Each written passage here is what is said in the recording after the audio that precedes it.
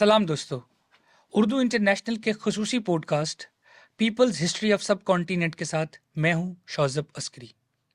हमारी खुशनसीबी है कि हमारे दरमियान आज पीटर जैकब मौजूद हैं। पीटर जैकब पाकिस्तान के अंदर एक उम्मीद की किरण है, क्योंकि पाकिस्तान के बारे में अमूमन आलमी मीडिया में जो खबरें आती हैं वो ये होती हैं कि यहाँ बम धमाके हैं, यहाँ जबरी मज़हब की तब्दीली है, यहाँ अक़लियतें महफूज नहीं, यहाँ ख़वातीन महफूज नहीं। ये सारी खबरें अपनी जगह एक हकीकत हैं, लेकिन ये पाकिस्तान है जहाँ पीटर जैकब रहते हैं। दुनिया जिन्हें हुकूक़े इंसानी के कारकुन की हैसियत से जानती है और उनकी खिदमात का एतराफ़ करती है। गुज़िश्ता साल अमरीकी हुकूमत ने दुनिया भर से 8 लोगों को हुकूक़े इंसानी का बड़ा अवार्ड दिया है। पाकिस्तान की खुशनसीबी है पीटर जैकब पाकिस्तानी है। सब बहुत शुक्रिया हमारे मेहमान बनने के लिए। शौज़ब अस्करी साहब, आपका बहुत बहुत शुक्रिया और उर्दू न्यूज़ इंटरनेशनल का बहुत शुक्रिया मुझे बुलाने के लिए। हमारे लिए एक एजाज़ है सर। 1 साल पूरा हो गया है, पाकिस्तान को ये फ़ख्र है कि आपने अमेरिका से हुकूक़े इंसानी का अवार्ड लिया। हमें ज़रा इस अवार्ड के बारे में बताएं और उन लोगों के लिए बताएं जो लोग ये नहीं जानते कि ये अवार्ड क्या था। अमूमन ये होता है शौज़ब के जो रिकग्निशन हमें बाहर से मिलती है वो बावर करवाती है कि हमारे यहाँ क्या क्या हो रहा है जी और कौन कौन से लोग हैं। हाँ। और इससे पेशतर भी क्योंकि हो चुका है इस तरह की बातें, तो 2001 में साउथ कोरिया से एक अवार्ड वो मिला उस इदारे को, मैंने ही नॉमिनेट किया, national commission for justice and piece. और उससे पेशतर मुझे एक एज अ बेस्ट कॉरेस्पॉन्डेंट 1998 में एक अवार्ड मिल चुका था। तो ये रिकग्निशन जब मिलती है तो बहुत खुशी होती है, इस एतबार से भी कि इससे हमारा मजमूई तशख़्ख़ुस वो उभरता है, पाकिस्तान से बाहर हमें जाना जाता है। तो ये अवार्ड 25 साल पूरे हुए जब 1998 में अमेरिका में एक कानून साजी हुई थी मजहबी आज़ादी के हवाले से। जी। तो 25 साल जब हुए तो वहाँ की इंतज़ामिया ने ये सोचा कि वो लोग जो दुनिया भर में, और ये डेमोक्रेट इंतज़ामिया थी, वो इस एतबार से भी हमें थोड़ी खुशी हुई क्योंकि ये लोग जो हैं वो कभी कभी फरामोश कर देते हैं। जो कंजर्वेटिव हैं वो बहुत एक्टिव होते हैं, लेकिन जो लिबरल डेमोक्रेट हैं वो ज़रा थोड़ा सा क्या कहना चाहिए कि सुस्ती का शिकार हो जाता है, या उनकी दिलचस्पी किसी और तरफ ज़्यादा रहती है। और तरफ ज़्यादा रहती है। तो ये डेमोक्रेट इंतज़ामिया थी उस वक्त, तो उसमें उन्होंने 8 लोगों को दुनिया भर से मुख्तलिफ ममालिक और बर सगीर में तो जैसे मालूम है कि फ़रीद अहमद थे जो बांग्लादेश से ओरिजिन है उनकी, और वो न्यूजीलैंड में रहते हैं, और बहुत कमाल काम है उनका भी कि उन्होंने बैनुल मज़ाहब मुफ़ाहमत के लिए और अच्छे ताल्लुकात के लिए उस हद तक गए जिसको माफ़ी का आखिरी दर्जा कहा जा सकता है, कि उन्होंने एक ऐसा सदमा बर्दाश्त किया न्यूजीलैंड में जब क्राइस्ट चर्च में एक दहशतगर्द ने लोगों को, मस्जिद में घुस नमाजियों गए। को जी। वहाँ पे शहीद किया। तो उनकी अहलिया भी उसमें जो है वो जान हार गई उस ज़ख्मों की ताब ना लाते हुए। तो वो उन्होंने एक माफ़ी का दर्स दिया। तो ऐसे लोगों के साथ मैं समझता हूँ कि पाकिस्तान में हमने भी जो बन पड़ा वो तो किया। नहीं, आपके इदारे सेंटर फॉर सोशल जस्टिस की एक तारीख है, और पाकिस्तान में ऐसे लोग जो धुतकारे हुए हैं, जो समाज के हाशिए पर पड़े हैं, पिछले कितने 40 साल के लगभग होने को आए हैं। आपका इदारा काम कर रहा है और आप उसकी रहनुमाई करते हैं। हमारे लिए तो आपका काम भी अगर फरीद अहमद के काम से बड़ा नहीं तो उसके बराबर तो बहरहाल है। जी, मुझे खुशी हुई कि ऐसे दोस्तों के हमरा जो है वो इन खिदमात को सराहा गया और इन जज्बात को कदर की निगाह से देखा गया। तो ये पिछले साल हुआ, और उससे पिछले साल हमारी बनाई हुई एक फ़िल्म थी, वो भी कुछ उसका पैगाम भी इसी तरह से उसका नाम था हमसाया।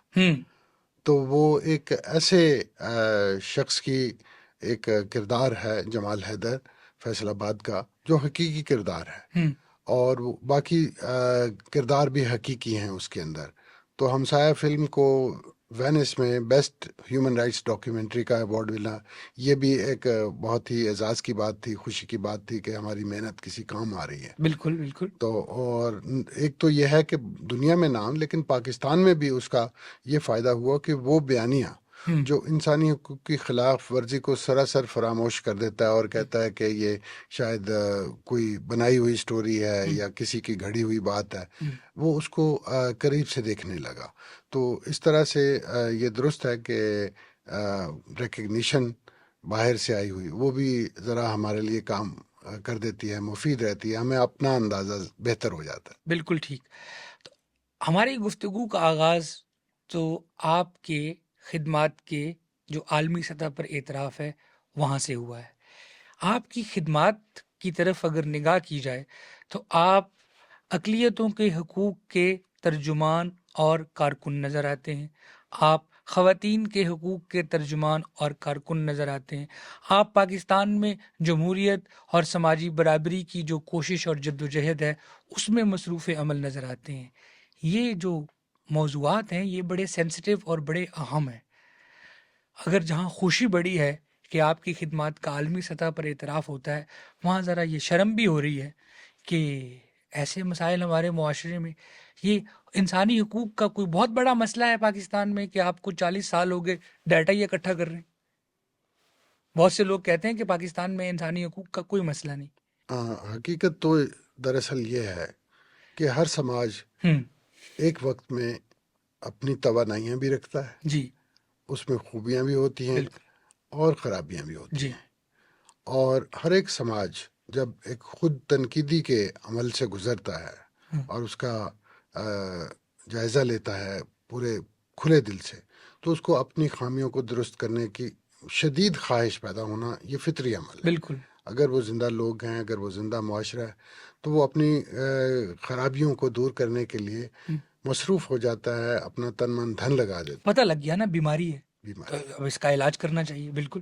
تو اسی وجہ سے جہاں آپ نے جن عنوانات کا ذکر کیا، انسانی حقوق، عورتوں کے حقوق، مذہبی اقلیتوں کے حقوق، جمہوریت کا سفر، یہ آپس میں بہت زیادہ مماثل ہیں اور یہ انٹیگریٹڈ کانسیپٹ ہے. اصل میں ہوتا یہ ہے کہ کسی معاشرے میں اگر کسی وقت میں غیر منصفانہ رجحانات یا ناانصافی کے رجحانات وہ بڑھنے لگیں تو وہ ہر ایک شعبے میں نظر آئیں گے. بالکل. اور پھر اس کو فکر ہوتی ہے، تمام ذمہ دار لوگ اس فکر میں رہتے ہیں کہ یہ ناانصافی نہیں ہونی چاہیے، بالکل. کسی کے ساتھ بھی نہیں ہونی چاہیے. بالکل. تو آپ تمام ان لوگوں کو ایک جسم کے طور پر دیکھتے ہیں جو محرومی اور شدت اور انتہا پسندی اور کسی نہ کسی طریقے سے نگلیکٹ کا شکار ہیں. ہم، ان کو اس دائرے میں شامل کرنا جس کو ہم یہ کہتے ہیں کہ یہ انکلوژن ہے، ہم، یا وہ لوگ ہیں جو حقوق سے بہرہ مند ہیں، ہم، یہ اس کی زندگی کا ایک اہم مقصد ہو جاتا ہے، نصب العین ہو جاتا ہے. تو اسی وجہ سے میں یہ سمجھتا ہوں کہ یہ موضوعات ان میں سے کوئی بھی حقوق کہتے ہیں نا کہ یہ ناقابل تقسیم ہے. بالکل. بالکل. آزادیاں ان کا آپس میں ربط ہے، بالکل. ایک آزادی دوسری. اور اسی طرح سے وہ لوگ جو اس سے بہرہ مند ہوتے ہیں یعنی انسان ہم، بینیفیشریز، ہم، ان کو بھی الگ کر کے نہیں دیکھنا چاہیے. وہ ایک وحدت ہوتے ہیں اور اس وحدت کا یا تو سفر انصاف کی طرف، مساوات کی طرف، حقوق کی طرف جاری ہوتا ہے، ہم، یا وہ اس میں پسماندہ ہوتے ہیں. ہم، تو ہم تو یہ کہتے ہیں کہ باوجود اس بات کے کہ کوئی بہت زیادہ صاحب ثروت ہوں گے اور وہ ان کی زندگی میں آسودگی بہت ہوگی، لیکن کون ہے جو خوش ہے اس ناانصافی سے؟ اس ناانصافی نے نظام کو اور معاشرت کو، تمدن کو، ساری کو پریشان کیا ہے. لہٰذا ہمیں ایک منصفانہ روش چاہیے جس پہ ہم چل کے، اور یقیناً یہ کہ یہ روش کبھی بھی معدوم نہیں ہوئی. ہم، ایسا نہیں کہ غیر منصفانہ طرز عمل کسی سوسائٹی کا مکمل طور پہ حصہ بن گیا ہو، ایسی بات نہیں ہے. اس میں حصے انصاف زندہ رہتی ہے، لوگ انصاف کے لیے بات کرتے رہتے ہیں. اس وجہ سے ہمارا معاشرہ، اسی وجہ سے میں یہ کہوں گا کہ ایک خوبصورت معاشرہ ہے جس کی سب سے بڑی خوبی ہے کہ ناانصافی برداشت نہیں کرتے. یہ بہت بڑی امید کی خبر ہے جو آج کے اس نا امید عہد میں آپ کے یہاں سے آ رہی ہے. پیٹر صاحب، کیوں آپ کو یہ شوق ہے کہ آپ انسانی حقوق اور پسماندہ طبقات کے حقوق کے لیے مسلسل کام کر رہے ہیں؟ کیا وجہ ہے؟ وہ کیا پیشن کیا ہے؟ مجھے تو یہ لگتا ہے کہ یہ ہماری ایک طرح سے فطرت اور جبلت میں ہے. ہر انسان، جی. اس کی ضرورت ہے امن، ہم اور اس کی ضرورت ہے انصاف. اس لیے کہ امن انصاف کے بغیر نہیں ہو سکتا. بالکل ٹھیک. جسے پائیدار امن کہتے ہیں، پائیدار ترقی کہتے ہیں، وہ امن انصاف کے بغیر ممکن نہیں ہے. جب اسی وجہ سے چاہے وہ کسی نہ کسی طرح سے بغاوت کر کے، کوئی فکرہ، کوئی جملہ، کوئی شعر کہہ کے ناانصافی سے اپنے اختلاف کا اظہار کرتا ہے، وہ میں سمجھتا ہوں کہ ہر شخص یہاں پر وہ کسی نہ کسی سطح پہ امن کا خواہش مند ضرور ہے، انصاف کا خواہش مند ضرور ہے. وہ جب کسی غیر منصفانہ طرز عمل کا حصہ بنتا ہے تو یہ اس کی کنڈیشننگ ہے. وہ اپنی اصل فطرت سے ہٹ کے یہ کرتا ہے. یہ وہ کسی نہ کسی اثر میں ہے کہ وہ ناانصافی کا حصہ بن جاتا ہے، کیونکہ یہ اس کے اندر کی، یوں سمجھ لے کہ آواز ہے، جبلت ہے ایک انسان کی.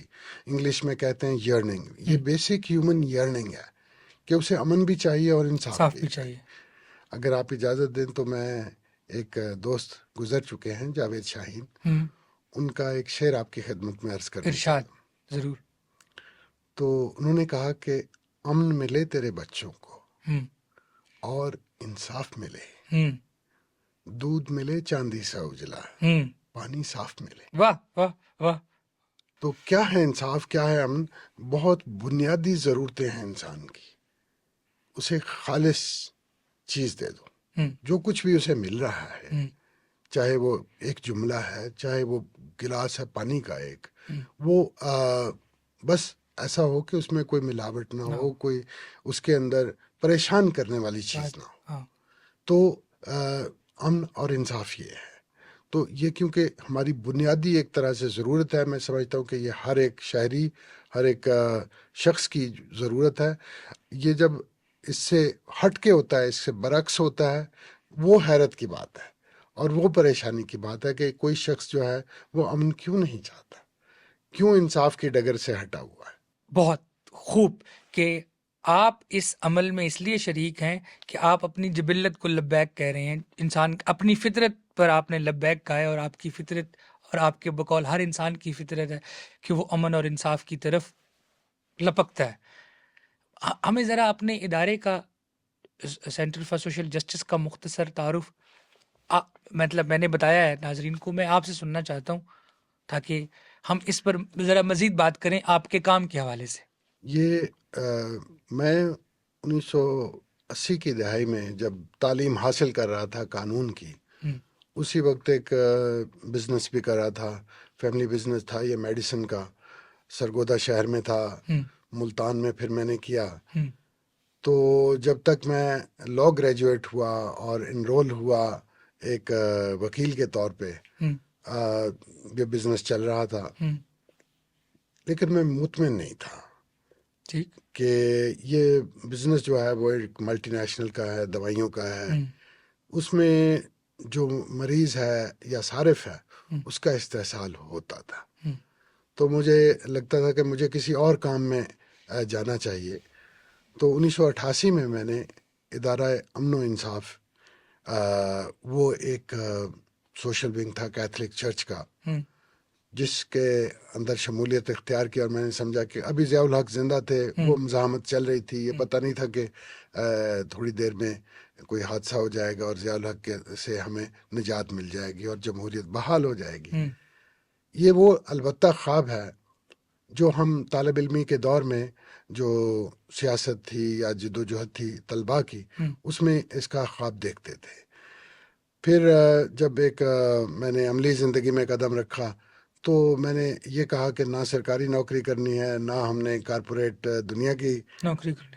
کی ملازمت کرنی ہے، تو ہم سوشل سیکٹر میں جاتے ہیں، وہاں پہ ہم اپنا کنٹریبیوشن دے دیں گے جو سوشل سیکٹر میں گنجائش پائی جاتی ہے.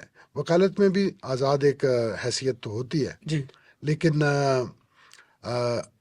یہ ایک ادارے کے طور پر منظم میں نے یہ national commission for justice and peace کو جوائن کیا، جس کو 2013 میں نے خیر آباد کہا، اس لیے کہ وہ اسٹیبلش ہو گیا اور لوگ تھے جو اس کو چلا سکتے تھے. اور کچھ کام ایسا تھا جو ہم اس میں نہیں کر پاتے تھے، اور وہ تھا تحقیق اور انسانی حقوق کی پالیسی ایڈوکیسی سے متعلق، کہ پالیسی لیول پہ. تو ہم نے سمجھا کہ یہ کام کیونکہ ضروری ہے، لہٰذا ایک ادارہ برائے سماجی انصاف کے نام سے وہ قائم کیا جائے. تو اس میں بہت ہی شاندار لوگ تھے جنہوں نے اس کی حامی بھری، قیادت کی. جناب وجاہت مسعود ہیں، امجد سلیم منہاس ہیں لاہور میں، ڈاکٹر A.H. نیر ہیں، ڈاکٹر ربینہ فیروز ہیں، جینیفر جگ جیون ہیں، سروپ اجاز صاحب ہیں، اور بعد میں محمد ثاقب جیلانی صاحب ایڈوکیٹ سپریم کورٹ، وہ اس میں شامل ہو گئے. تو ہم نے یہ کہا کہ پالیسی کیونکہ بہت زیادہ متاثر کرتی ہے زندگیوں کو، عام زندگی کو، بجائے اس کے کہ عام شخص کا رویہ وہ سماج کو متاثر کرے. ریاست کی پالیسی تو ہم اسی پہ کام کریں گے. تو یوں ہوا کہ اس وقت کیونکہ تعلیمی پالیسی ایک نئی اس کا تذکرہ ہو رہا تھا، ایک مشق جاری تھی. پھر سپریم کورٹ آف پاکستان انہوں نے ایک ججمنٹ دے دی تھی 2014 میں. جی، جسٹس صدق جیلانی صاحب کی جو مشہور مشہور ججمنٹ جو ہے، وہ مشہور ججمنٹ نہ صرف پاکستان میں، اسے بھی دنیا بھر میں پذیرائی ملی. بالکل بالکل. اور دنیا بھر میں سراہا گیا. جسٹس صاحب کو بھی ان کے فہم کو، جو ان کا جو عدل کا فہم تھا اس میں، کیونکہ دنیا میں ایک بات ہے رہنمائی ہوتی تھی، اس کے لیے ان کو سراہا گیا. 2 ایوارڈ بھی ملے. امریکہ کی کسی عدالت نے اپنے کسی فیصلے میں ان کی ججمنٹ کو بطور مثال استعمال بھی کیا ہے. وہاں کی جو بار ایسوسی ایشن تھی انہوں نے اپریشیٹ کیا. پھر نیدرلینڈس کی حکومت نے بھی، وہاں کے پرائیویٹ اداروں نے بھی ایک اعزاز وہاں پہ ان کے لیے ایک ریکگنیشن تھا. ہمارے لیے بڑی فخر کی بات ہے. جی. اسی لیے وہ جب عالمی عدالت میں ایک جج کے طور پر جاتے ہیں تو ہماری بڑی توقیر ہوتی ہے. بالکل بالکل. کہ یہ جو ہیں، یہ وہ جج ہیں جو دنیا کی رہنمائی کر سکتے ہیں. جورسپروڈنس میں ہیں، کلیہ قانون میں وہ اپنی اتنی دسترس رکھتے ہیں. اور پاکستان اس حوالے سے درخشاں تاریخ کا حامل ہے. ہمارے پہلے وزیر خارجہ سر ظفر اللہ خان وہ ہیگ میں عالمی عدالت انصاف کے جج رہے، وہ UN جنرل اسمبلی کے پریزیڈنٹ رہے الیکٹڈ. تو اس اعتبار سے ہمارے ہاں بہت لوگ ہیں. پطرس بخاری جب تھے مندوب پاکستان کے، ان کی بہت زیادہ توقیر تھی. اور بھی لوگ ہیں جس یار کارنیلیس ہو کے گزرے ہیں. کامن ویلتھ میں ان کا اتنا نام تھا پاکستان سے. اور اشرف جہانگیر قاضی یونائٹڈ نیشنز کی طرف سے عراق میں، مطلب تو عالمی اداروں میں پاکستان کے لوگوں کی بہت سے لوگ ہیں جنہوں نے اپنی ایمانداری سے، اپنی فہم اور فراست سے اور اپنی خدمت سے نام کمایا. جسٹس علی نواز چوہان مرحوم، ہاں مطلب وہ پاکستان کے، وہ گیمبیا کے چیف جسٹس رہے ہیں، اور آپ کے انسانی حقوق کے کام میں بڑے آپ کے ساتھ ساتھ ہوتے تھے. تو شاید دیکھنے والے سوچ رہے ہوں کہ پاکستانی عدالت کی اتنی تعریفیں جہاں حق بنتا ہے وہاں کرنی چاہیے. بے شک اگر آپ کی اجازت ہو تو میں ایک شعر آپ کی خدمت میں عرض کرتا ہوں اپنا. اور وہ حالیہ جو صورتحال ہے بنی ہوئی، اس میں کچھ میرا خیال ہے کہ میرے جذبات کی عکاسی کرتا ہے کہ کانٹوں کا سجا تاج کسی عیسیٰ کے سر پر. واہ. کانٹوں کا سجا تاج کسی عیسیٰ کے سر پر، منصور کوئی عدل کی سولی پہ چڑھا ہے. منصور کوئی عدل کی سولی پہ چڑھا ہے. واہ واہ. کانٹوں کا سجا تاج کسی عیسیٰ کے سر پر، ہوں، منصور کوئی عدل کی سولی پہ چڑھا ہے، واہ زندہ رہی اس سال بھی جینے کی روایت، واہ، زندہ رہی اس اس سال بھی جینے کی روایت، روایت، اس وقت بھی رائج کوئی دستور وفا ہے۔ بالکل بالکل، واہ واہ واہ، اس وقت بھی کوئی رائج دستور وفا ہے۔ تو یہ ریسرچ اینڈ پالیسی ایڈوکیسی آپ لوگوں نے فیصلہ کیا کہ عام آدمی تک پہنچنے سے بہتر ہے کہ حکومت کی پالیسی پر اثر انداز ہوا جائے۔ دونوں جانب کام ضروری ہے۔ ہوں، کچھ لوگ جو ہے وہ عوامی آگہی کا کام کر رہے ہیں، ہوں، اور اس میں میڈیا شامل ہے، ہوں، بہت سے ادارے شامل ہیں، تو کچھ کام جو ہے وہ پالیسی ایڈوکیسی کا بھی، اور بھی ادارے ہیں جو یہ کام کرتے ہیں۔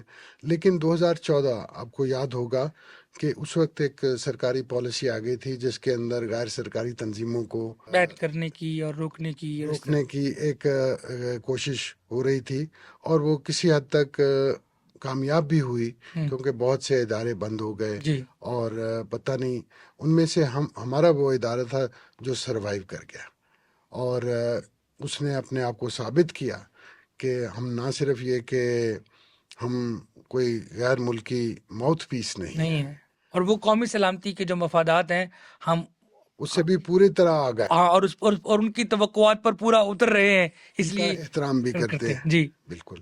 ہاں، تو اس طرح سے یہ سلسلہ جو ہے وہ آگے بڑھا، اور اعتماد سازی ہو گئی ہاں، پارلیمنٹ میں، عدالتوں میں، اور دیگر اداروں دیگر اسٹیک ہولڈرز جو ہیں، ان کو یہ خبر ہو گئی، اچھی طرح سے انہوں نے جانچ پر رکھ لیا کہ یہ لوگ جو ہیں وہ اتنے مفید بھی ہیں جتنے محب وطن ہیں۔ بالکل ٹھیک بالکل ٹھیک۔ پاکستان میں آپ کا ادارہ توہین مذہب کے جو مقدمات ہیں ان کی ڈائریکٹری مینٹین کرتا ہے، ان کے اعداد و شمار رکھتا ہے، اور اس کے ساتھ ساتھ پاکستان میں انکلوسو کانسٹیٹیوشن اور قانون سازی اور سرکاری سطح پر جو ملازمتیں ہیں یا جو سرکاری سطح پر پالیسی ہیں وہ جتنی وہ انکلوسو ہو، آپ لوگ اس کے لیے کام کر رہے ہیں۔ تو ابھی حال ہی میں پاکستان کی مردم شماری میں پاکستان کی اقلیتوں کی آبادی اس سے کم ہوئی ہے جو اس سے پہلے ہونے والی مردم شماری میں تھی۔ باقی ملک کی آبادی 16 کروڑ سے 25 کروڑ ہوئی ہے، یعنی پاکستان کی آبادی بہت بڑھ گئی پچھلے 20 سالوں میں، اقلیتوں کی آبادی کم ہو گئی۔ تو کیا بھائی پاکستان میں اقلیتیں فیملی پلاننگ پر بالکل ٹھیک ٹھاک عمل درآمد کر رہی ہیں؟ ہاں، یہ ہے یا کوئی اور وجہ؟ اچھا، میں اس میں یہ کہنا چاہوں گا کہ ایک تو یہ ہے کہ گزشتہ 3 افراد شماری کا جو ٹریک ہے وہ یہ ثابت کرتا ہے کہ مذہبی اقلیتوں کے شرح میں اتنی تبدیلی نہیں آئی، اضافہ نہیں ہوا، جو کہ اکثریت شناخت کی آبادی میں اضافہ ہوا ہے۔ ایک تو یہ ہے، اور اسی وجہ سے ان کا تناسب وہ 0.2% کم ہو گیا تھا 2017 کی شمار میں۔ جی دوسرا یہ ہوا کہ جو کمپوزیشن ہے مائنورٹیز کی وہاں پر، اس میں تناسب بدلتا رہا ہے۔ وہ کبھی کبھی تو اتنا بدلا کہ اس کو دیکھ کے عام آدمی کو شک ہوتا ہے کہ یہ درست بھی ہے یا نہیں، یہ کیسے ہو سکتا ہے۔ مثلا 1981 کی جو افراد شماری تھی اس میں مسیحی اقلیت سب سے زیادہ بڑی اقلیت تھی، تو اب جو ہمارے پاس 2024 کا ہے اس میں سب سے بڑی نتائج 2024 میں آئے، 23 میں یہ کام ہو گیا تھا۔ تو یہ کہ وہ سب سے بڑی اقلیت جو ہے وہ ہندو کمیونٹی ہے، اور شیڈیولڈ کاسٹ کی جو آبادی ہے اس میں بھی ایک ایکسپوننشل اضافہ ہوا ہے، یعنی سینکڑوں فیصد کے حساب سے اضافہ ہوا ہے۔ اور اگر تعداد کم ہو رہی ہے تو ان میں سے جو ایک مسیحی کمیونٹی ہے اور دوسرا احمدی کمیونٹی ہے، ان کی تعداد یعنی اس تناسب سے بڑھ نہیں رہی، اور اگر تناسب ہے تو وہ کم ہو رہا ہے۔ ٹھیک، تو اس طرح کے کچھ تھوڑے سے جن کو کہنا چاہیے کہ غیر منطقی قسم کے متنازع اعداد و شمار۔ اور متنازع اعداد و شمار ہوا ہے۔ اب یہ متنازع کا تنازع ہاں، وہ اس حد تک نہیں گیا جیسا کراچی میں گیا تھا۔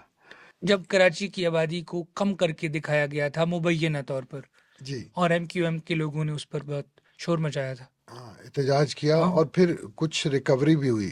ہاں، کوئی 1 کروڑ آبادی جو ہے وہ جو غیر حتمی نتائج تھے اس میں جو آئی تھے، وہ 1 کروڑ کا اضافہ اس میں دیکھنے میں آیا جب احتجاج ہوا اور انہوں نے کہا کہ یہ ہم اس کو علاقہ دوبارہ سے درست کرتے ہیں، اس گنا کو۔ نہیں گیا۔ تو ایک تو یہ درستی 5 سال بعد ہوئی تھی، ہم، اور دوسری درستی جو ہے وہ 1.5 مہینے کے اندر ہوئی ہو تھی۔ گئی، ٹھیک ہے۔ تو اب اسٹیک ہولڈرز وہ زیادہ تر خاموش اس لیے ہیں ہم، کہ ہمارے ساتھ کم از کم جو ہے وہ پہلے سے بہتر نتائج آ گئے ہیں، پہلے سے بہتر پکچر آ گئی ہے۔ اب وہ اس کو آپ حقیقت پسندانہ قدرے حقیقت پسندانہ کہہ سکتے ہیں، اس وجہ سے سارے اسٹیک ہولڈرز جو ہیں انہوں نے نتائج کو تسلیم کر لیا ہے۔ لیکن حقیقت تو یہ ہے کہ ہمارے جو ڈیجیٹل کاؤنٹنگ ہے اس میں بھی گڑبڑ نکلی ہے۔ ہم نے کام اس طرح سے ایمانداری اور تندہی سے نہیں کیا جس طرح سے ہونا چاہیے تھا۔ اسی لیے پاکستان کے سیاستدان، خاص طور پر صدر پاکستان کا ایک طرف بیان تھا کہ ابھی 25 نہیں، دراصل ہماری آبادی 30 کروڑ ہے۔ میں مطلب خوفزدہ بھی ہو رہا تھا، کیونکہ اب یہ بات وہ ٹی وی پر کہہ چکے صدر پاکستان آصف علی زرداری نے گزشتہ سال کراچی میں ایک پریس کانفرنس کی تھی، جس میں ایک صحافی، جس میں انہوں نے ایک مشہور جملہ بولا تھا۔ کسی نے پوچھا نا کہ جنرل فیض حمید کے بارے میں، تو انہوں نے کہا ان کو کھڈے لین لگا دیا گیا ہے، اور حالانکہ اس وقت وہ ان سروس تھے۔ اسی پریس کانفرنس میں پریزیڈنٹ زرداری نے کہا کہ پاکستان کی آبادی 25 کروڑ نہیں 30 کروڑ ہے، بلکہ میں تو شاید 30 کروڑ سے بھی زیادہ کو سوچتا ہوں۔ تو اب یہ بات آن ریکارڈ ہے، لیکن ہم چلیں اپنی اسی 25 کروڑ جو 70-75 لاکھ ہماری آبادی حکومت پاکستان کے بیان کردہ اعداد و شمار ہیں، انہی کو دیکھتے ہوئے اگر ہم یہ سوچیں کہ کیا وجہ ہے، کیوں ریاستی ادارے جن کا کام شماری کرنا ہے، شماریات کے لوگ، وہ آبادیاں کیوں کم کر کے بتاتے ہیں؟ کیا اس سے کیا حاصل ہوتا ہے؟ ایک تو یہ ہے کہ یہ ادارہ مختلف تبدیلیوں کی نظر بلکہ زد میں رہا ہے۔ ہم، کبھی یہ کمیشن بنا دیا گیا ہم، جس کا ایک اجلاس ہوتا تھا، اس کی سٹاف جو ہے وہ وقتی طور پہ اپوائنٹ کر دیا جاتا تھا، اس کے افسر آ جاتے تھے جو ایک جنہوں نے کام کیا اور پھر بعد۔ چلے گئے۔ ہاں، اب یہ بیورو آف اسٹیٹسٹکس کا حصہ ہو گیا، تو اس میں ہونا تو یہی چاہیے کہ یہ ریگولر کام ہو۔ ہم، ویسے بھی سروے ہوتے رہتے ہیں، کبھی ایجوکیشن کا سروے، ایگریکلچر کا سروے، کبھی سینسس۔ یہ مہنگائی کا سروے تو ہر مہینے ہوتا ہے، اور اخبار میں خبر بھی آتی ہے کہ رواں فلانے ہفتے میں اتنی مہنگی، اور فلاں، اور وہ قومی ادارہ برائے شماریات کے اعداد و شمار وہ ہوتے ہیں۔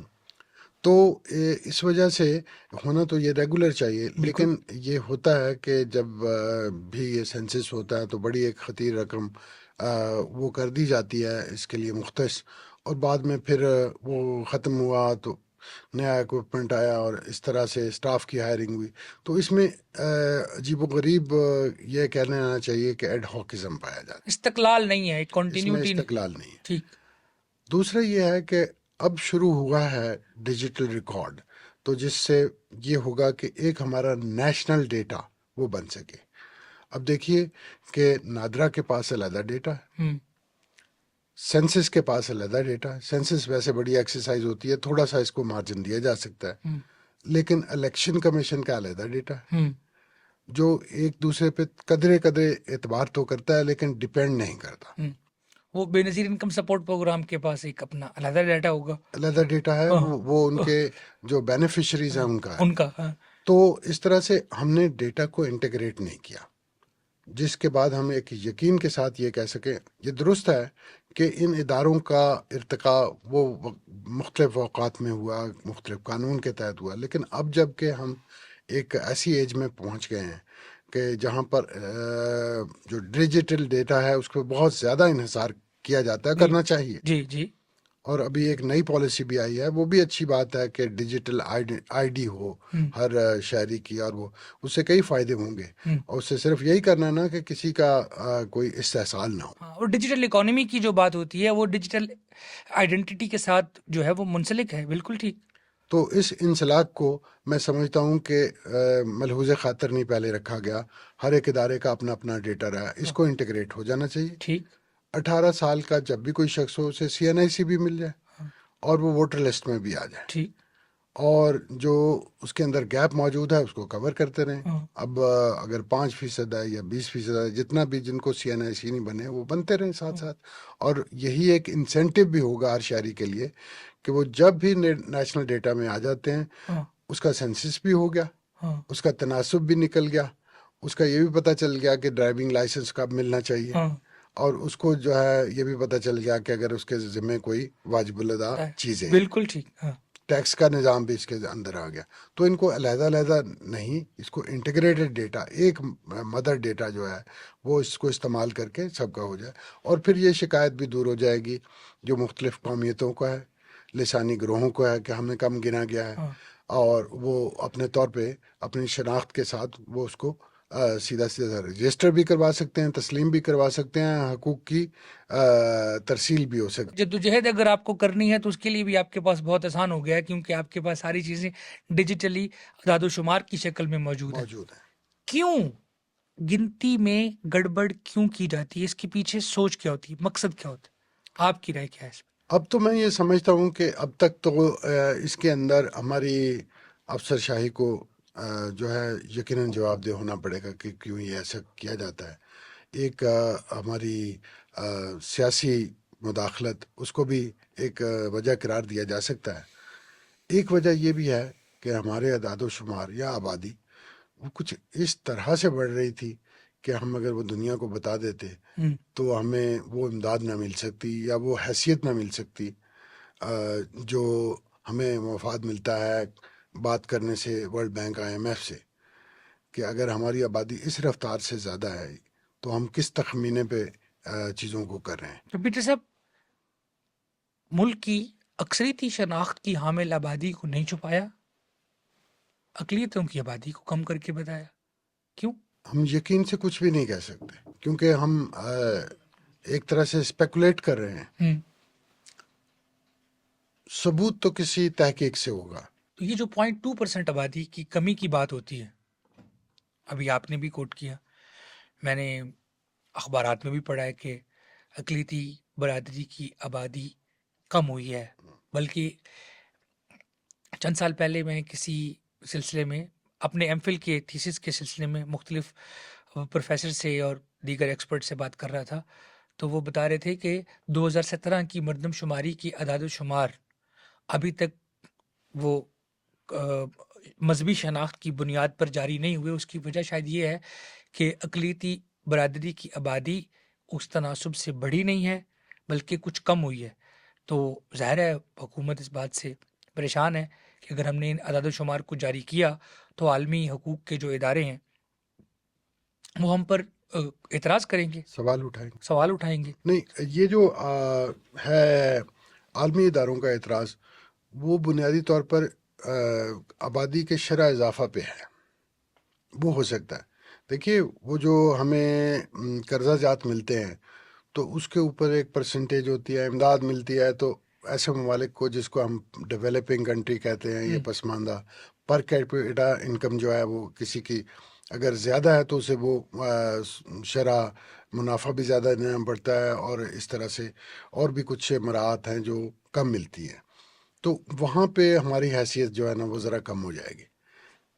تو کیا میں یہ سمجھوں کہ پیٹر جیکب جو پاکستان میں انسانی حقوق کا ادارہ چلا رہے ہیں اور اقلیتی برادری پر تحقیق ان کا خاص موضوع ہے، وہ یہ کہہ رہے ہیں کہ پاکستان میں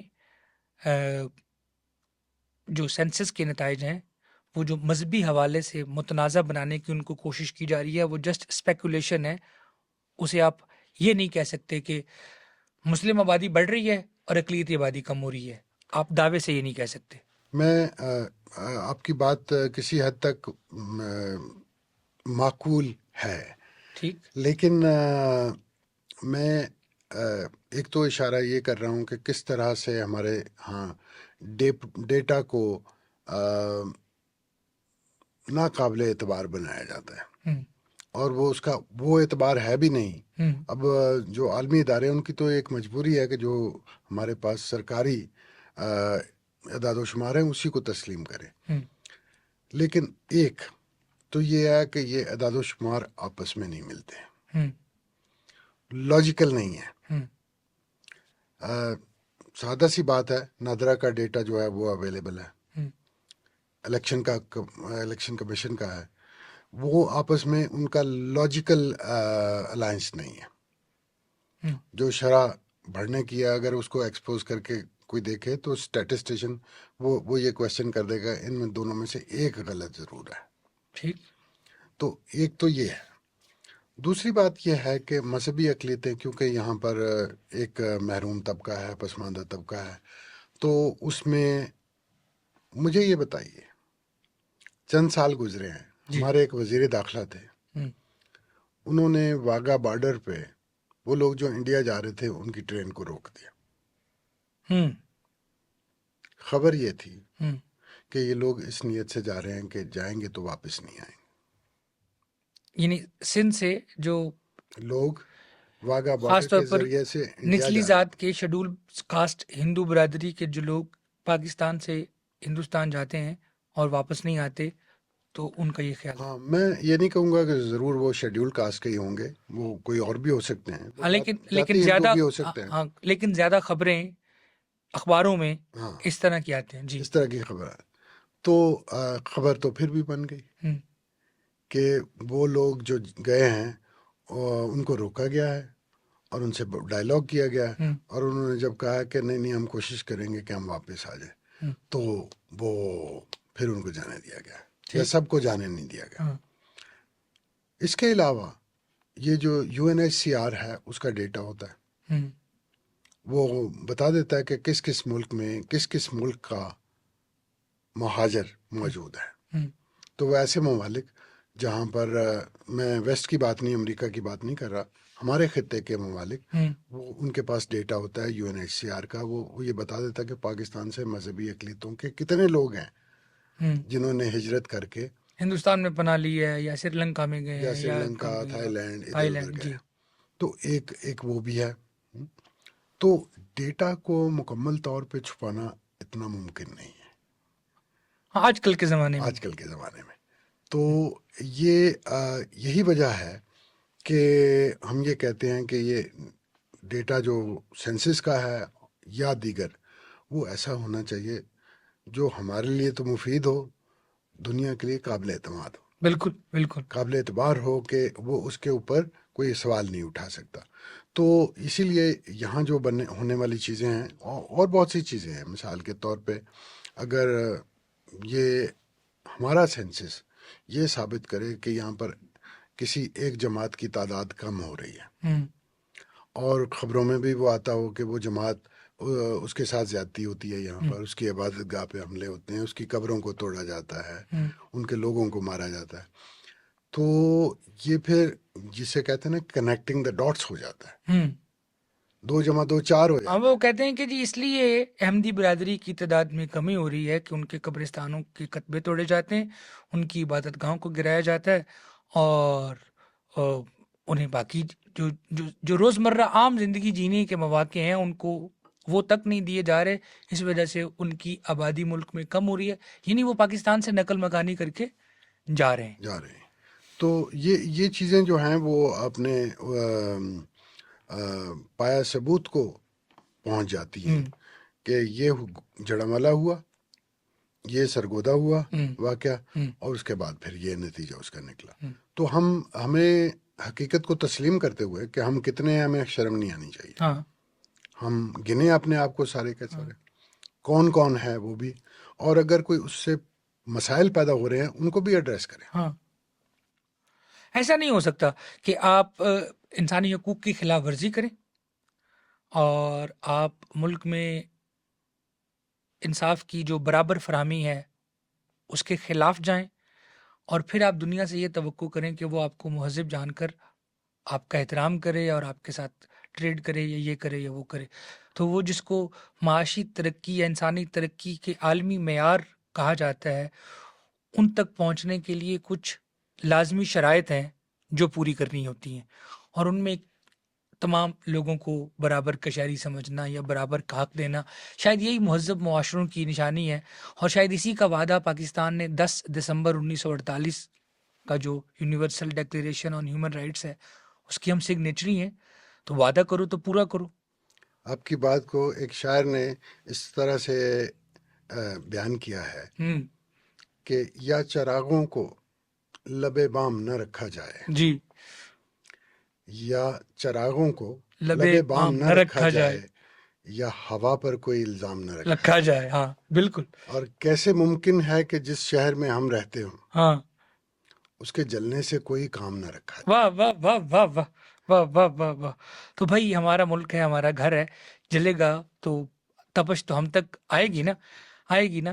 تو پیٹر صاحب، کیا وجہ ہے کہ مسیحی برادری جو پاکستان بنانے کی تحریک میں شانہ بشانہ ہے، آل انڈیا کرسچن ایسوسی ایشن، چونکہ میرا سبجیکٹ پاکستان اسٹڈیز ہے تو لہٰذا مطلب مجھے یہ چیزیں پتہ ہیں، مطلب میرے لیے ضروری تھا کہ میں یہ چیزیں پڑھوں. تو میں نے دیکھا ہے کہ پنجاب کی تقسیم میں کرسچن ایسوسی ایشن جو ہے وہ تھیوڈور فضل الہی کی قیادت میں پاکستان کے لیے مطلب پورے زور و شور سے کار فرما ہے، کام کر رہی ہے. پھر وہ لاہور میں ایک ووٹنگ ہو رہی ہے کہ لاہور کو پنجاب میں جو پنجاب پاکستان کی طرف ہے اس طرف جانا چاہیے یا دوسری طرف جانا چاہیے، اور اس کی بڑی ویلڈ ریزن ہے.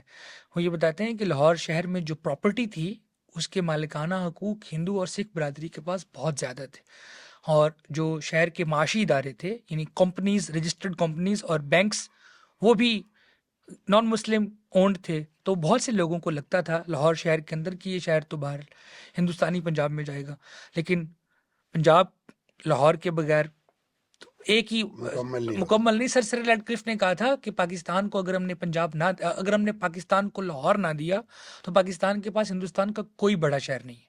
لیکن یہ ان کا بیان یا یہ سٹیٹمنٹ اس اسمبلی کی ووٹنگ کے بعد ہوئی جس میں 3 یا 4 ووٹ کرسچنز کے تھے جو لاہور کو پاکستانی پنجاب کی طرف لانے کے لیے تھے. طارق سلمان قریشی کا آرٹیکل تھا فرائیڈے ٹائمز میں، اس میں وہ بتاتے ہیں کہ سی ای گبن، تھیوڈور فضل الہی اور speaker Punjab assembly S P Singha صاحب، دیوان بہادر ایس پی سنگھا، یہ ان لوگوں نے ووٹ دیے اور یوں لاہور پاکستان میں آیا، پاکستانی پنجاب میں آیا. 44-43 میں کرسچنز کی طرف سے جناح صاحب، قائد اعظم محمد علی جناح اور فاطمہ جناح کو بہت زیادہ ریسیپشنز دی گئیں، اور قائد اعظم نے کہا کہ ہم ہندوستان کی اور پنجاب کی مسیحی برادری کے خاص طور پر مشکور ہیں کہ وہ ہماری تحریک میں ہمارے ساتھ ہیں. تو ایک ایسا ملک جس کے بنانے میں پاکستانی کرسچن، خاص طور پر پنجابی کرسچن جو ہیں وہ بڑے ہمیں ایکٹیو رول پلے کرتے ہوئے نظر آتے ہیں. پھر میں نے اپنے بچپنے تک تو دیکھا ہے کہ ٹیلی گراف تھا تو اس میں بھی کرسچنز برادری زیادہ تھی، اور ریلوے میں کرسچن برادری زیادہ تھی، اور نرسنگ سٹاف تو پبلک سیکٹر اور پرائیویٹ سیکٹر ہر جگہ، 60s 70s تک کافی زیادہ. اور پھر اہم تعلیمی ادارے جو پاکستان میں بڑے شہروں میں ہیں وہ سارے. تو ایک ایسی کمیونٹی جو اتنی زیادہ مضبوط پولیٹیکلی تھی. سی ای گبن 1947 میں پنجاب اسمبلی کے ڈپٹی اسپیکر تھے کرسچن. سندھ اسمبلی نے اب 80 سالوں کے بعد ایک اور کرسچن کو ڈپٹی اسپیکر کے عہدے پر فائز کیا ہے. تو یوں لگتا ہے نا کہ بجائے اس کے کہ مقام بلند ہو وہ بہت گرا ہے.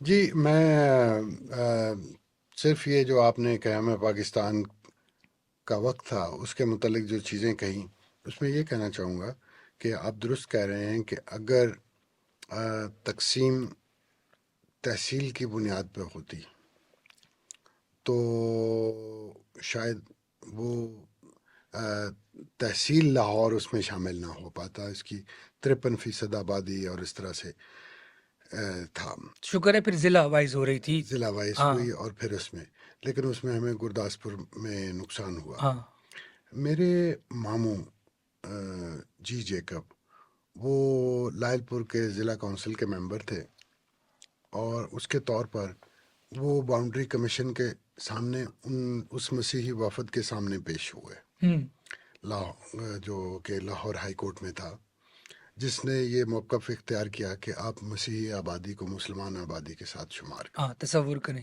تو یہ میرا ایک یوں سمجھ لیں کہ میرے خاندان کا تجربہ بھی ہے۔ تو ہم پوچھا کرتے تھے اپنے ماموں سے، وہ 1986 میں ان کا انتقال ہوا، تو ہم ان سے پوچھا کرتے تھے کہ آپ نے کس ایشورنس پہ یہ ساتھ دیا آل انڈیا مسلم لیگ کا، اور کیا وجوہات تھیں؟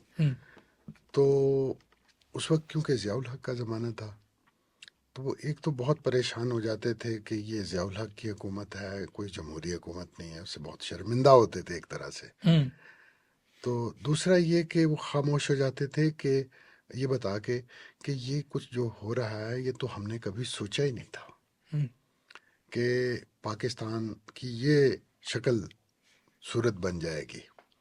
تو اس وجہ سے وہ جو اس قسم کا سن 47 میں ایک جذبہ تھا اور ایک خیال تھا، وہ یہی تھا کہ یہ ایک ایسی ریاست ہوگی جو کسی بھی اور ریاست کی طرح جو اس 20ویں صدی کی تشکیل میں آ رہی تھی، اس میں جمہوری اس کا طرز عمل ہوگا، شہریوں کی مساوات ہوگی، مذہبی آزادی ہوگی، اور یہ کوئی مذہبی ریاست نہیں ہوگی۔ ایسے ہی جیسے باقی لوگوں کو لیاقت علی خان کو یہ جواب دینا پڑا، قائد اعظم نے یہ بات کہی، اور بہت سے اکابرین نے اس پہ اپنی حیرت کا اظہار کیا جب یہ پاکستان کا تو مطلب ہی بدل گیا گا، پاکستان کے وجود کا مطلب ہی بدل گیا، کہ جیسے کہ یہ کوئی جنونی ریاست بننی تھی خدا نخواستہ۔ تو ایک تو تصور ہے اس ریاست کا جو کہ ڈسٹارٹ ہوا۔ دوسرا آپ نے درست کہا کہ یہ جو مذہبی اقلیتوں کا تجربہ ہے، خاص طور پر 1970 کی دہائی کے بعد، وہ پسماندگی کی طرف مائل ہو گیا، نہ ادارے رہے، نہ ان کا کردار رہا۔ وہ چیف جسٹس تو دور کی بات ہے نا، یہ رانا بھگوان داس جو کسی یوں کہنا چاہیے کہ برائے نام ہی سپریم کورٹ کے چیف جسٹس بنے تھے تھوڑی سی دیر کے لیے، ان کا کوئی ججمنٹ تو نہیں آپ کو یاد ہوگی کہ کسی ججمنٹ میں انہوں نے حصہ لیا، ماسوائے اس کے کہ وہ یہ عدلیہ کی اس وقت وہ کھینچا تانی موجود تھی اور وہ عدلیہ کو استعمال کیا جا رہا تھا۔ تو نہ صرف یہ کہ ان کی سماجی، سیاسی، معاشی حیثیت کمزور ہو گئی، بلکہ یہ کہ وہ کردار جو سماجی ہوتا ہے وہ اس میں بھی چیزیں معدوم ہو گئیں۔ اس کے بعد جو قانون سازی ہوئی ہے 1973 کا آئین بڑا اچھا سمجھا جاتا ہے، کئی لحاظ سے ہے بھی، لیکن اس میں جو ایک ریاست کا نصب العین ہے، اس میں مذہبی اقلیتوں کے اخراج کو وہ اس کی مزاحمت نہیں کر پائے۔ اس وقت جو موجود جماعتیں تھیں اور مذہبی اقلیتوں کی کوئی نمائندگی نہیں تھی آئین بنتے ہوئے، آئین پہ کسی مذہبی اقلیت کے نمائندے کے دستخط نہیں ہے، اس لیے کہ تھے ہی نہیں اس وقت تک۔ یہ پیٹر صاحب ایک سیکنڈ میں آپ کو روکوں گا۔ سن 73 کے آئین میں کوئی مذہبی اقلیت شامل نہیں۔ 1949 کی قرارداد مقاصد کی مخالفت کرنے والے لوگ جو چند ہیں ریکارڈ پر موجود ہیں، وہ خاص طور پر مشرقی پاکستان کی اقلیتی برادری کے لوگ ہیں۔ تو ایک ایسی ریاست جس کو بنانے کے لیے، جس کی تشکیل کے لیے مسیحی برادری ساتھ ساتھ چل رہی ہے، اور ہم نے مثالوں سے بتایا ہے اور آپ نے بھی بتایا، اپنے ماموں کا ذکر کیا ہے، تشکیل پانے کے 2 سالوں بعد ایک بہت بڑے کانسٹیٹیوشنل ڈاکومنٹ پر بحث ہونے جا رہی ہے، یعنی آئین کا بنیادی ڈھانچہ قرارداد مقاصد، اس پر اتفاق رائے نہیں ہوا۔ درست ہے، سن 73 کے آئین پر مائنورٹی کمیونٹی کے لوگوں کے سگنیچرز نہیں ہیں، نہیں کسی کے نہیں ہے، اس لیے کوئی تھا ہی نہیں اسمبلی میں۔ میں یہی عرض کر رہا ہوں کہ 1949 سے لے کے 73 تک آتے ہوئے وہ ایک طرح سے اخراج ہو گیا مذہبی اقلیتوں کا سیاسی سطح پہ. سیاسی سطح پہ. 1962 میں بھی یہ بات جو بنیادی جمہوریتوں کا نظام بنا تھا ایوب کے دور میں، اس میں بھی یہ بات سامنے آ گئی تھی کہ اس میں بھی نمائندگی جو ہے وہ نہیں تھی. اب کہہ سکتے ہیں مثال کے طور پر بنگلہ دیش سے ایک جو شہزادے تھے وہ رہ گئے، راجا تری دیو رائے، راجا تریدیو رائے جی. وہ رہ گئے پاکستان میں، ہاں اور وہ اعزازی طور پر ایک وزیر بھی تھے، جی. تاحیات. تاحیات وزیر تھے، جی. لیکن وہ اسمبلی کا حصہ نہیں تھے. اور اسی لیے کہا جاتا نا کہ تمام پارٹیوں کو کہا کہ وہ دستخط کریں 1973 کا متفقہ آئین ہے، ہاں. تو اس اتفاق میں کسی سگنیچر کسی مذہبی اقلیت کے نہیں ہے. تو یہ ایک ہوا. تو اس میں ایک یوں سمجھ لیجئے کہ ایک مذہبی اقلیتیں سرے سے غائب ہیں، ٹھیک. اور ان کی نہ صرف یہ کہ ان کی اپنی نمائندگی نہیں ہے، ان کی نمائندگی یا ان کے مفاد کا تحفظ کرنے والا بھی کوئی نہیں. کوئی نہیں. تو اسی لیے اس کو جو ہے نا ریاست کو نام بھی دیا گیا، آئین کو نام بھی دیا گیا، اور یہ جو صدر کے عہدے پہ ایک پابندی ہے کہ وہ نہیں ہو سکتا، ہاں. غیر مسلم غیر مسلم اقلیتی. نہیں ہو سکتا، وہ بھی. اور پھر وزیر اعظم کے عہدے پہ بھی یہ پابندی آ گئی. اور صرف آپ جانتے ہیں، میں تو بتاتا ہوں کہ آئین میں 25 مقامات پر شہریوں میں مذہب کی بنیاد پر امتیاز کیا گیا ہے.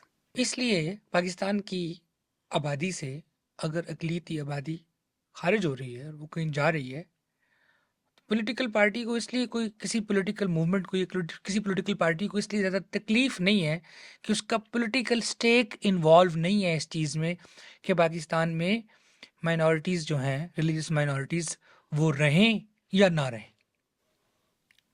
یہ کہا جا سکتا ہے، یعنی آپ یہ کہہ سکتے ہیں پارسی کمیونٹی ہے مثال کے طور پر، اس کی بہت خدمات ہیں پاکستان میں ناقابل فراموش. بالکل. عدلیہ میں، فارن سروسز میں، جمشید مارکر تھے، صحافت میں، ہاں، ارد کاؤس جی کے تھے، ارشد مطلب کئی نام لیے جا سکتے ہیں. جی. ہاں. تو وہ لیکن وہ آپ کو کہیں نظر نہیں آئیں گی، اس لیے کہ یہاں وہ حالات میسر نہیں ہیں، اور سب زیادہ تر نے اس چیز کو بہتر سمجھا کہ وہ کہ انٹرنیشنل کمیونٹی میں انٹیگریٹ ہو کے کام کریں، بجائے اس کے کہ وہ یہاں پر غیر فعال زندگی گزاریں. تو جو ہیں ان کی یقیناً بہت ابھی قدر کرنی چاہیے، اور وہ اچھے بھی ہیں. وہ جو بہرام ڈیواری ہیں یا اسفندیار بھنڈارا ہیں، تو بڑا اچھا ہے کہ وہ ان کا ہونا چاہیے. ان کے ہونے سے پاکستان کی رنگا رنگی قائم رہتی ہے. تو لیکن اگر دیکھا جائے تو ہجرت کا کوئی ایسی چیز نہیں ہے کہ جس کو آپ روک سکیں. کہنے کو تو آپ یہ بھی کہہ سکتے ہیں کہ دیکھیں یہ جو سینکڑوں نوجوان جو سمندر کی لہروں میں اپنی زندگی گنوا بیٹھے اور اس شوق میں کہ یہاں سے جا کے کسی آسودہ جگہ پہ وہ کام کریں، وہ صرف معاش کے ستائے ہوئے نہیں تھے، وہ لاکھوں روپے دے کے جاتے ہیں. 80 لاکھ، 85 لاکھ، 85 لاکھ. یہ اتنی بڑی رقم ہے کہ پاکستان میں جس کے پاس یہ ہے وہ کوئی غریب آدمی وہ نہیں. غریب آدمی نہیں ہے، لیکن وہ لوگ، مجھے لگتا ہے کہ وہ جو مستقبل کی امید ہے وہ گنوا بیٹھے، یا ان سے امید چھین لی گئی ہے، جس کی وجہ سے وہ سمجھتے ہیں کہ یہاں سے اپنی جان جوخم میں ڈال کے، داؤ پہ لگا کے بھی ہجرت کر کے یہاں سے جانا ضروری ہے. تو ان باتوں کو میرا خیال ہے لائٹ نہیں لینا چاہیے، نظر انداز نہیں کرنا چاہیے. تو پیٹر صاحب، 70s میں پاکستان نے سیاست میں، معیشت میں جو پالیسیاں اپنائیں، اس کا براہ راست نشانہ بنی پاکستان کی مذہبی اقلیتیں، اور ایک اخراج کا اور روانگی کا سلسلہ شروع ہوا، اور وہ مسلسل ہے. ایک ہجرت مسلسل نظر آتی ہے. اور پچھلے 20 سالوں میں ملک میں امن و امان کی صورتحال، اور پھر جو سیاسی عدم استحکام ہے، اور جو معاشی ایک قسم کی نا امیدی ہر طرف ہمیں نظر آتی ہے، اب اس کا نشانہ بلا تخصیص رنگ، نسل، مذہب پاکستان کے شہری پاکستان کا نوجوان ہے خاص طور پر، اور وہ لاکھوں روپے دے کر موت خرید मौत के रास्ते से होकर भी पाकिस्तान से भाग रहा है वो जो ये। फिल्म एक बनी थी जिंदा भाग, तो वो बुनियादी तौर पर इन्हीं बातों को इनकी तवज्जो दिलाने के लिए थी कि ये जो हालात हैं वो फिर इंसानों को मजबूर करते हैं। मैं 70 की दिहाई में आपको दो वाक़यात ऐसे कहना चाहता हूँ जो सरकारी पॉलिसी में हुए जिसने अक़लियतों को डिसएम्पावर किया। एक तो एक इदारे का क़याम था जिसे हम महकमा औक़ाफ़ कहते हैं जी। कुछ तो वो डील करता है वो जो श्राइन्स हैं उसके साथ, मज़ारात के साथ, लेकिन एक हिस्सा जो है वो मंदिर, धर्मशाला, गुरुद्वारा उसकी मैनेजमेंट से है। ये बहुत बड़ी खतीर जिसे कहते हैं रकम और बड़ी लंबी चौड़ी ज़मीनें थीं, ज़रई भी और शहरी भी, जिसका कंट्रोल कम्युनिटीज से लेके तो सरकार को दे दिया गया।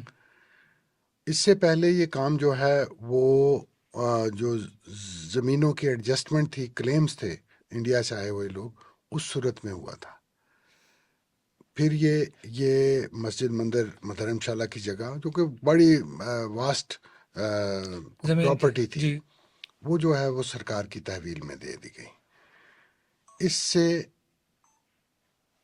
इस पॉलिसी से और कानून से हमने जो करप्शन है माइनॉरिटीज़ की प्रॉपर्टी, उनको इंस्टीट्यूशनलाइज कर दिया।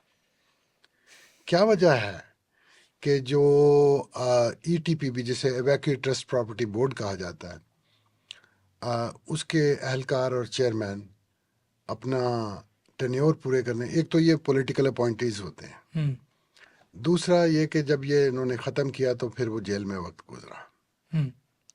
वो करप्शन के इल्ज़ामात जो हैं वो सारे के सारे जो हैं वो गलत नहीं है, झूठे नहीं होते। तो ये करप्शन कैसे होती है, क्यों होती है, ये मंदिरों पे कब्ज़ा और ये बाकी जगहों पे जो प्रॉपर्टीज़ हैं माइनॉरिटीज़ की। दूसरी पॉलिसी जो कौमी तहवील में लेना था स्कूलों को, उससे हुई। वैसे तो शिपिंग, बैंकिंग ये भी हुए, और जिसमें ख़ास तौर पर आपने नाम लिया तो पारसी कम्युनिटी को बहुत ज़्यादा नुकसान उठाना पड़ा, क्योंकि वो बहुत बड़े कारोबारी इदारों के मालिक थे।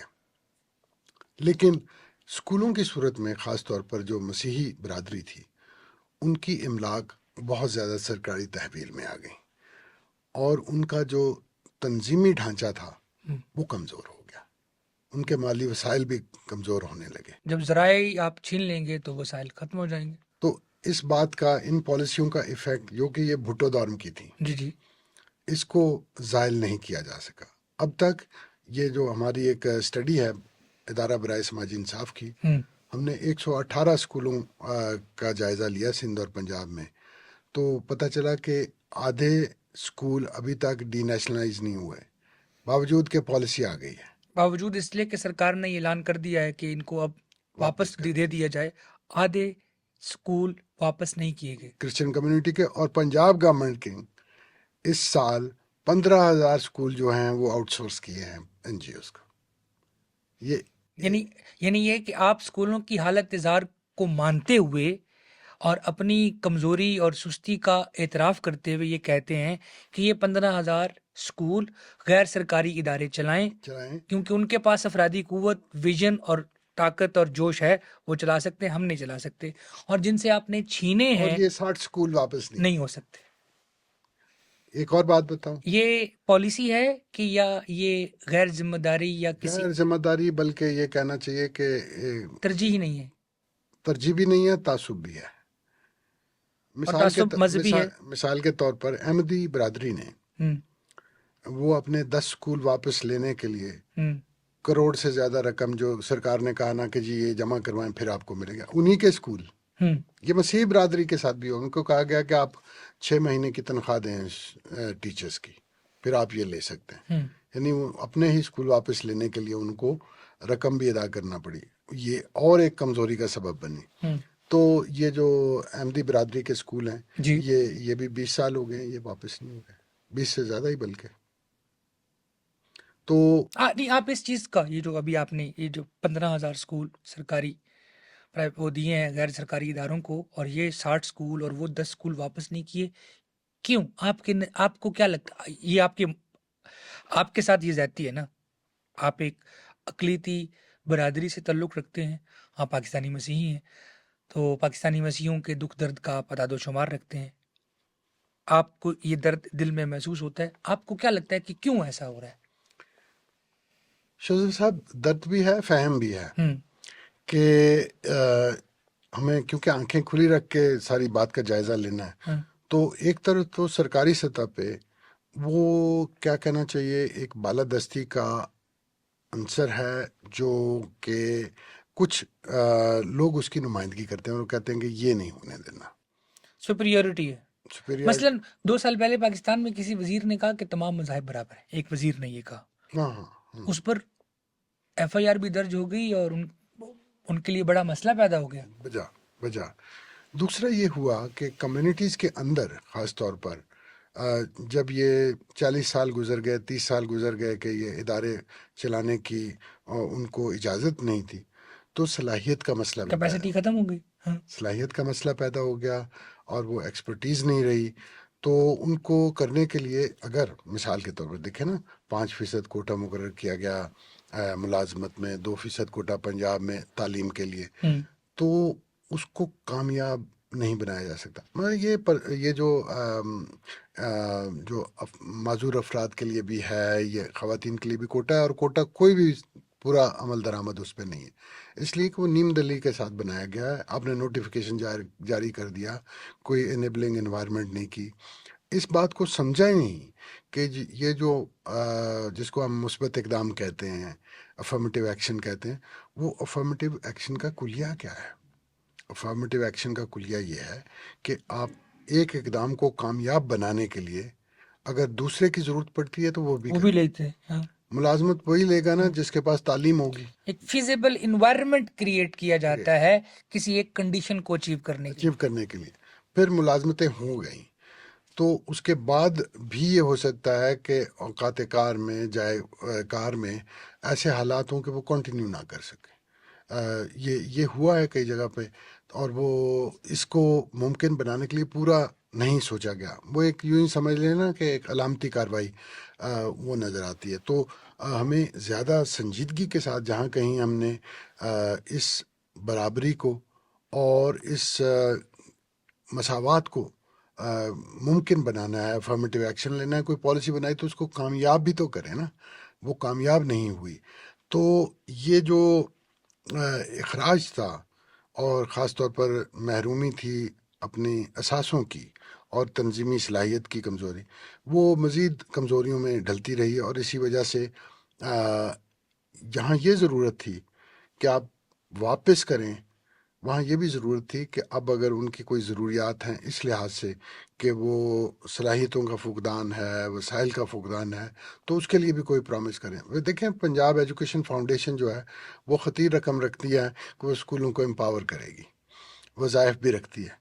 تو اس کے لیے بھی اگر آپ نے کسی تاریخی ناانصافی کو زائل کرنا تھا، درست کرنا ہے، ٹھیک اور اس کو درست کرنا تھا، تو آپ کو پورا دھیان اس کے اوپر دینا پڑے گا.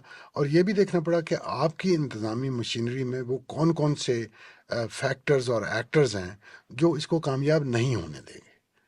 تو مثال کے طور پہ سندھ میں جو اسکول نیشنلائز کیے گئے تھے ان میں سے 70% واپس ہو گئے، ٹھیک. پنجاب میں نہیں ہوا. تو یہ یکساں پالیسی سندھ میں ایسا کیوں ہو گیا اور پنجاب میں ایسا کیوں نہیں ہوا؟ وہ تو آپ صوبائی خود مختاری میں گن سکتے ہیں نا کہ چلیں صوبائی خود مختاری ہے کہ وہ انہوں نے یہ کیا. تو لیکن یہ ہے کہ اس کا مطلب یہ ہے کہ دو صوبوں میں جو حکومتی مزاج ہے یا اس کی جو سماجی مزاج ہے جو صوبوں، سماجی مزاج ہے وہ فرق ہے. وہ ہمارے ہاں تعصب زیادہ ہے ہاں پنجاب میں، بجا کہ وہ وہاں پہ سرکاری سطح پہ مذہبی تعصب کو جو ہے وہ اولویت دی جاتی ہے، اس کو اچھا سمجھا جاتا ہے. وہاں کوئی نہ کوئی ریزسٹنس بھی ہوتی ہے. ممکن ہے کہ باقی صوبوں میں بھی ایسے، لیکن حال ہی میں خیبر پختونخوا میں مثال کے طور پر یہ جو ایڈورڈز کالج تھا، اس میں تو مفتی محمود صاحب کی حکومت تھی اس وقت جب یہ نیشنلائزیشن، انہوں نے کہا کہ جی نہیں، ہمیں کوئی ضرورت نہیں، ہم سرکاری تحویل میں لیں گے، ہمیں نہ یہ کسی طرح بھی مناسب نہیں لگتا. تو وہاں کوئی نہیں ہوئی تھی قومی تحویل میں لے جانے کی کاروائی، لیکن اب آ کے 3 سال پہلے ایڈورڈز کالج پشاور وہ سرکار نے لے لیا، اس لیے کہ وہ جسے رال ٹپکنا کہتے ہیں وہ والا کام ہو گیا. حکومت کے ذہن میں آیا کہ یہ اسکول ہے، یہ ہمارے گورنر صاحب کے نیچے ہی رہے تو اچھا ہے. تو وہ اسکول جو ہے وہ چرچ سے لے کے وہ اس طرف آ گیا. وہ سپریم کورٹ تک گیا لیکن وہ ثابت نہیں کر سکے. پیٹی صاحب، ریاست اور شہری کا جو رشتہ ہے اسے ہم ایک جدید قومی ریاست میں رہتے ہیں. جدید قومی ریاست کا تصور مغرب سے آیا ہے، مغرب میں فرانس سے آیا ہے. فرانس میں روسو نے کہا ہے شہری ریاست کا وفادار ہے اگر ریاست اس کے ساتھ روٹی، کپڑا، مکان، صحت، تعلیم، جینے کا حق، برابری کا حق، مساوات کا حق، یہ ساری چیزیں اچھی اچھی چیزیں جو مجھے لگتا ہے کہ ہونی چاہیے. آپ کو بھی لگتا ہے ہونی چاہیے. مجھے لگتا ہے کہ یہ ہیں اس ملک میں میرے لیے اور میرا حق ہے. یہ میں حق مانگ کے بھی لوں گا، لڑ کے بھی لوں گا، جس طرح بھی ملے گا لوں گا، کیونکہ یہ میرا ملک ہے. آپ بھی محسوس کرتے باوجود اس کے کہ 1949 سے لے کر سن 73 تک کا جو آئینی ارتقاء ہے اس کے نتیجے میں آئین سازی اور دستور سازی کے عمل سے پاکستانی اقلیتی برادری خارج ہے. سن 70 سے لے کر اب تک جو معاشی پالیسی مختلف حکومتوں نے بنائی ہے اس میں کبھی زیادہ تکلیف صحیح ہے اور کبھی کم تکلیف صحیح ہے. ایسا نہیں ہے کہ کبھی سہولت آئی ہو. ان دونوں چیزوں کے ساتھ ساتھ سوسائٹی کے لیول پر ہم یہ دیکھتے چلے جا رہے ہیں کہ مرکزی دھارے کے معاشرے میں پاکستان کی اقلیتیں، وہ چاہے ہندو ہیں، چاہے مسیحی ہیں، چاہے احمدی ہیں، چاہے سکھ ہیں، چاہے کوئی بھی ہے، وہ ہمیں معاشرے سے، سماج سے ہٹتی ہوئی، خارج ہوتی ہوئی نظر آ رہی ہیں. ایسی صورتحال میں ایک ایسا شخص جس کا کسی اقلیتی مذہب سے تعلق ہے، اگر وہ یہ کہتا ہے کہ میں پاکستان سے وفادار ہوں، میں پاکستان میں رہنا چاہتا ہوں، میں پاکستان کو اون کرتا ہوں، بہت بڑی کنوکشن کی ضرورت ہے. مجھے آپ سے اس کنوکشن کے بارے میں جاننا ہے. یہ بڑا اچھا سوال کیا آپ نے.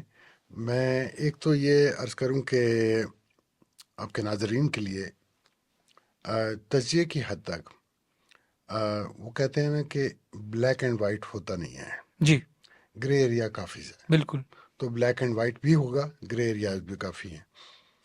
لیکن ہمیں غلطی نہیں کرنی چاہیے. اس بات کو جو ہے مساوات نہیں کہا جا سکتا جو کسی خارجہ یا داخلی پالیسی کو صرف علامتی طور پر، میں کہوں گا نمائشی طور پر دکھانے کے لیے ہوتی ہے. ٹھیک.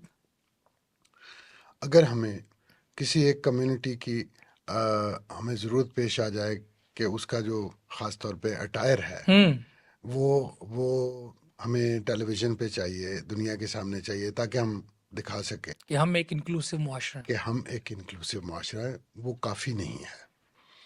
اس کا ہمیں شدید احساس اس وقت ہوتا ہے کہ ادھر ہم نے وہ جو ہے نا گلدستہ دکھایا کہ یہ سارے مذہب کے لوگ اکٹھے ہیں کہ کاٹ رہے ہیں، اور کل کوئی اور واقعہ ہو گیا ایسا جس کے ہم دنیا کی نظروں میں آنکھیں نہ ملا کے بات نہ کر سکے. تو یہ ہے کہ سماج کی حقیقت کچھ اور ہے، اور وہ بھی کرافٹڈ ہے. یعنی سماج جو ہے ان رویوں کے خلاف لڑا بھی ہے. میں آج کل کچھ نہ میوزک پہ کام کر رہا ہوں. جی جی. تو ایسا لگتا ہے کہ یہ جو جس کو ہم ریلیجس میوزک کہہ سکتے ہیں، جی جی، بعض جگہ پہ یہ عملاً موجود ہے، بعض جگہ پہ یہ باقاعدہ طور پر عبادت کا حصہ بنایا جاتا ہے. تو اس میں ایک ایسا اشتراک پایا جاتا ہے، نہ صرف معنی اور مفہوم کا بلکہ کرافٹ کا. کون سے راگ گائے جائیں گے، کون سے وقت پہ گائے جائیں گے، یہ ایک بڑا اشتراک پایا جاتا ہے. یونیورسل ہے اور ہمارے خطے میں موجود ہے. اس کی مثالیں موجود ہیں. لوگ اپنے عقیدے کے علاوہ بھی دوسرے میوزک کے ساتھ اور دوسرے مذہب کے میوزک کے ساتھ تعاون کرتے ہیں. اور اس کی میں جو اسٹاک چیزیں ہیں وہ سامنے لانے والا ہوں کہ یہ وہ جگہ ہے آرٹ اور میوزک جہاں پہ ہم تعصبات کو پیچھے چھوڑ سکتے ہیں, سرحدوں کو پار کر سکتے ہیں, درست, انسانیت سے ملاقات کر سکتے بالکل ہیں. ٹھیک. تو یہ بھی ہو رہا ہے سماج میں. سر, اس سماج میں جس کا ہم یہ نوحہ پیٹ رہے ہیں, جی اس میں میوزک, آرٹ اور کرافٹ, بالکل ٹھیک.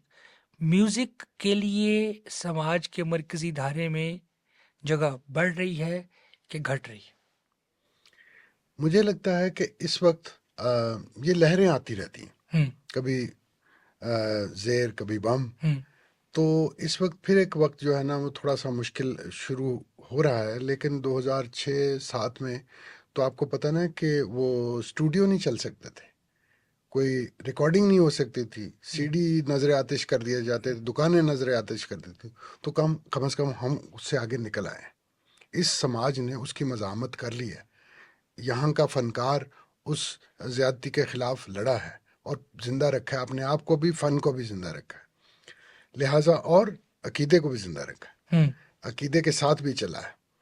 تو یہ جو آسپیکٹ ہے وہ بھی شوزے صاحب میری ذاتی جو لگاؤ ہے اپنے دھرتی کے ساتھ, مٹی کے ساتھ, اس کی کہانی یہ ہے کہ جب 1982 میں پہلی مرتبہ کینیڈا اور امریکہ گیا ہوں تو مجھے نزدیک کے لوگوں نے ادھر بھی ادھر بھی یہ پوچھا کہ آپ واپس کیوں جانا چاہتے ہیں. ہوں وہاں تو ضیاء الحق بیٹھا ہے, ہوں وہ نہ تم انہیں پسند کرتے ہو نہ وہ تمہیں پسند کرتے. ہوں تو اسٹوڈنٹ موومنٹ میں تھے ہم لوگ, این ایس ایف میں. تو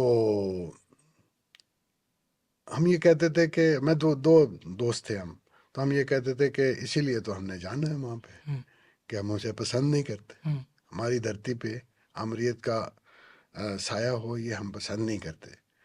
تو وقت سارے گزرے جس میں ہمارے ساتھی نذیر عباسی اور دوسرے لوگ جو ہے, کوئی جیل میں گیا, کوئی جان سے گیا. تو یہ ایک یوں تو سمجھ لیجیے کہ یہ زندگی اس طرح سے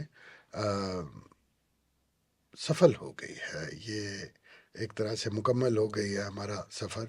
اب تو تھوڑی دیر ہے جس میں ہم نے پاس آن کرنا ہے, ہم نے آگے یہ سمجھ لیجئے کہ یہ بیٹن آگے پکڑانی ہے اور لوگوں نے اس کو لے کے چلنا ہے. اور بڑی اچھی بات ہے اور امید ہے ہمیں نوجوانوں میں. میراث زندہ رہے گی آپ کی.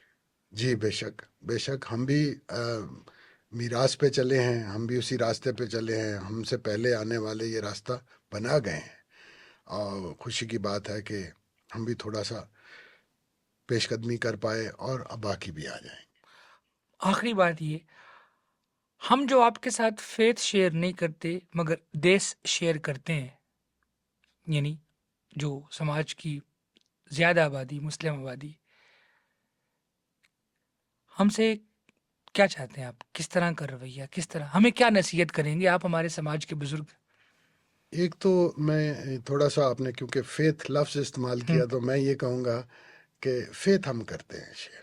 ہوں دنیا کے سارے لوگ میں سمجھتا ہوں کہ کسی نہ کسی حد تک فیتھ اپنا شیئر کرتے ہیں. ہوں اس کی پریکٹسز علیحدہ. بالکل ٹھیک, اچھی بات.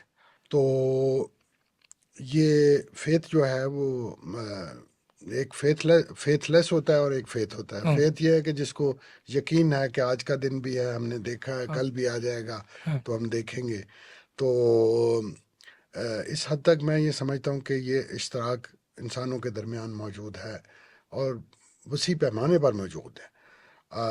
اور دوسرا یہ کہ کوئی غیریت مجھے محسوس نہیں ہوتی اپنے ہمسایوں سے, اپنے دوستوں سے, جن کی یوں سمجھ لیجئے کہ ایمان کی ٹرمینالوجی الگ ہے.